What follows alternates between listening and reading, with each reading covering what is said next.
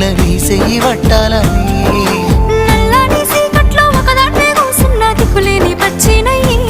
బావా నువ్వెప్పుడొస్తావని ఏళ్ళైపోతుండే పిల్ల ఎన్నెలొచ్చింది మన బతుకులా ఏలైపోతుండే పిల్ల ఏలు వట్టంగా వస్తున్నాయా ఇన్నాళ్ళ ఎడబాటు ఎడవాసిపోతుందిలే ఈ సీనయ్య గుండున్నదే సినదారా నీ కోసము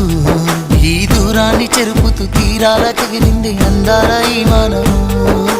ఓ బాబా చూస్తున్నానే ఇంటి మీనంగా ఈ మానము ఎప్పుడెప్పుడు